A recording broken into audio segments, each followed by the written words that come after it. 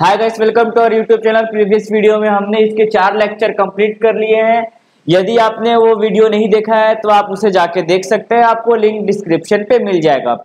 आज का हमारा टेस्ट सीरीज का लेक्चर नंबर 5 है, जिसमें कि हम आपकी पिछले साल के पटवारी में आए हुए, आपके एसएससी में आए हुए, आपकी जीडी में आए हुए, आपके बैंकिंग में आए हुए कंप्यूटर से संबंधित सारे क्वेश्चन का हम लोग क्या करेंगे, तैयारी करेंगे, प्रिपरेशन करेंगे, उनके पैटर्न के बारे में जानेंगे कि इनके पैटर्न क्या होते हैं।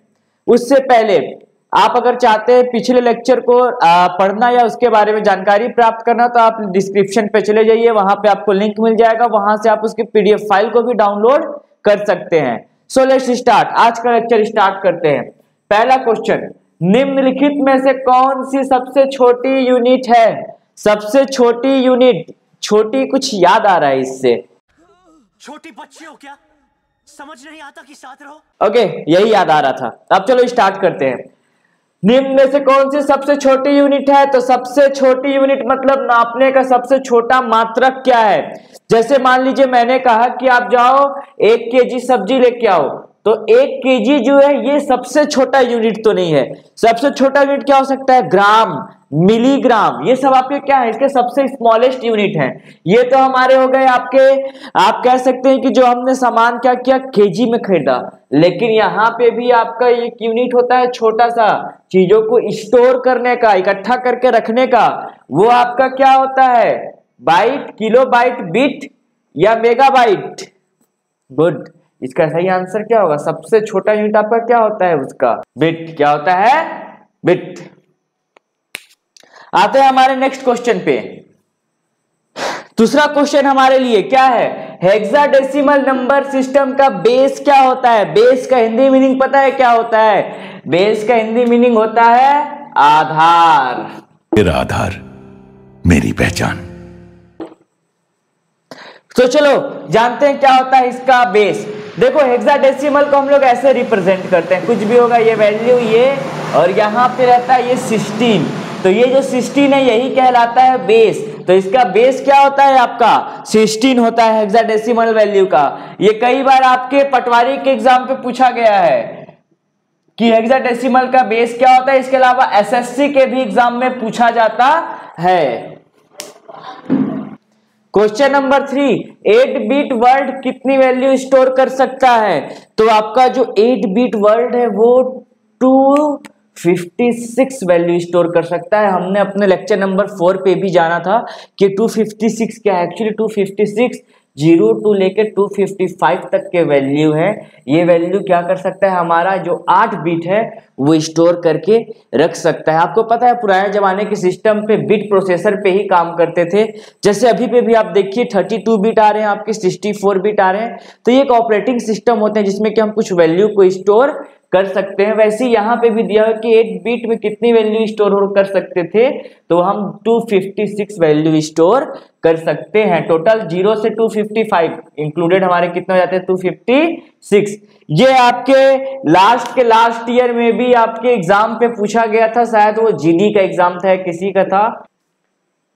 ओके, क्वेश्चन नंबर 4 हमारे लिए, निम्न में से कौन सी मेमोरी का सबसे छोटा एक्सेस टाइम होता है? सबसे छोटा एक्सेस टाइम। एक्सेस टाइम के बारे में मैंने आपको बताया था कि ये टाइम क्या होता है। ये आप लेक्चर नंबर 4 पे विजिट कीजिए, आपको वहां पे मिल जाएगा। Latency time plus seek time आपकी मिल के क्या बनाते हैं? Access time. कि हमने कितने टाइम पे हार्ड डिस्क पे उस जगह को एक्सेस किया या उस जगह पे हम पहुंचे। फॉर सपोज मान लीजिए मैंने आपको कहा कि जाइए आप कंप्यूटर सिस्टम पे और किसी एक गाने को प्ले कीजिए। आप ऑफ कोर्स कंप्यूटर सिस्टम पे विजिट कर गए। विजिट करने के बाद आपने उस गाने को खोजा और उस गाने को चलाया। तो उस गाने को खोजने तक में जो टाइम लगा आपके कंप्यूटर सिस्टम को या आपके मेमोरी को, वो आपका कहलाता है एक्सेस टाइम। तो इसका क्या होगा? निम्न में से कौन सबसे छोटा एक्सेस टाइम होता है किसका? तो वो होता है आपका कैश मेमोरी, कैशे मेमोरी। तो इसका आंसर कैशे। तो कैसे हैं आप लोग? मेमोरी होगा।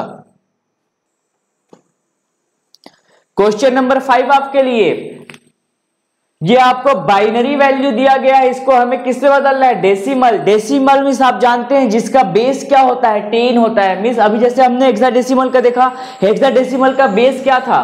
16 था, लेकिन आपके डेसिमल वैल्यू का बेस क्या होता है? डेसिमल वैल्यू का बेस हमारा 10 होता है। मींस हमें इसे किस पे तोड़ना है? इसके 10 बेस पे तोड़ना है। और आपको पता है हमारा कंप्यूटर सिस्टम सिर्फ बाइनरी ऑपरेशन को ही जानता है। मींस आइदर वो 0 समझेगा या तो 1 समझेगा।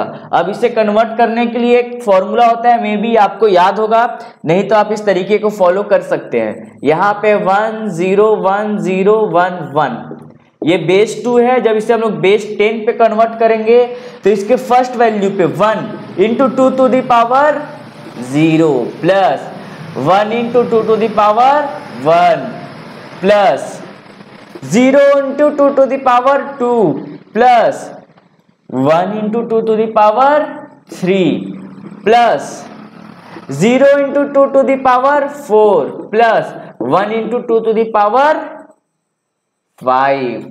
चलिए इस वैल्यू को लाते हैं। आप जानते हैं किसी के भी पावर 0 मीन्स क्या होता है? डायरेक्ट वो वैल्यू 1 हो जाता है। मीन्स ये भी 1 1 इंटू 1 1 प्लस ये देखिए 2 इंटू 1 2। और आपको पता है किसी से भी 0 का अगर मल्टीप्लीकेशन होगा तो वो वैल्यू ऑटोमेटिक क्या हो जाएगा? 0, मतलब ये 0।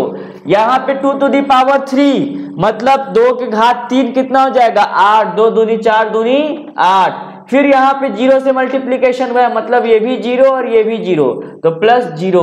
ये है 2 टू दी पावर 5। और आपको पता है 2 टू दी पावर 5 कितना होता है?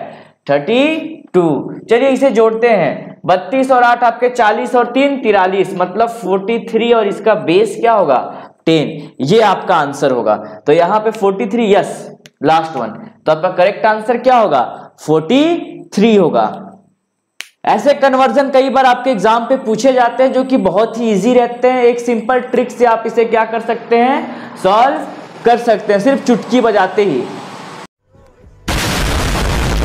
थैनोस की तरह इसे नहीं बजाना है चुटकी को।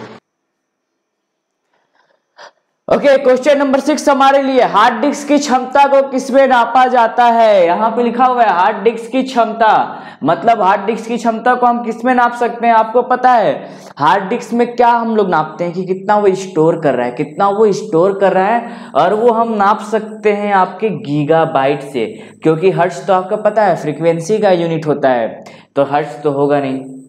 फिर 0 या 1 ये तो बाइनरी होते हैं, तो ये भी आपके नहीं होंगे। अरे वो नीचे पता नहीं क्या दे दिया, ये तो आपका होएगा ही नहीं। तो मेन आपका आंसर क्या होगा? गीगाबाइट, जिसे हम क्या बोलेंगे? जीबी, जिसे हम क्या बोलते हैं? जीबी कहते हैं। आते हैं नेक्स्ट क्वेश्चन नंबर 7 हमारे लिए, कंप्यूटर इंफॉर्मेशन में बदलता है। ये तो आपकी इसकी तरह हो गया,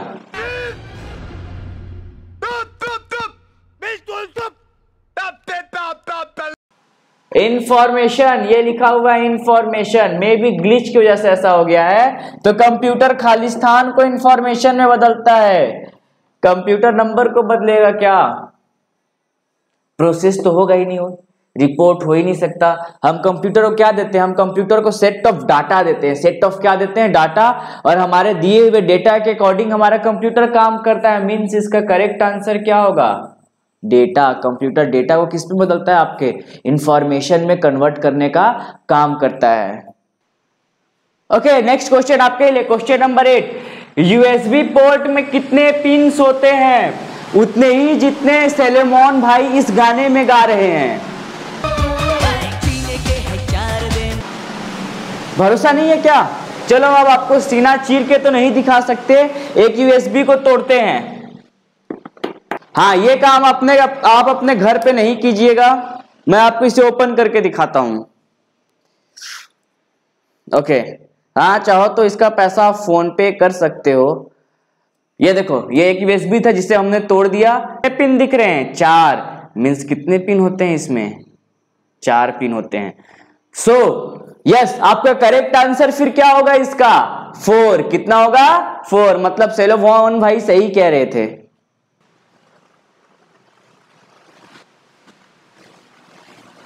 क्वेश्चन नंबर 9 हमारे लिए, निम्न में से कौन सबसे ज्यादा शक्तिशाली कंप्यूटर है? हमारे लिए तो एक ही शक्तिशाली हुआ करता है,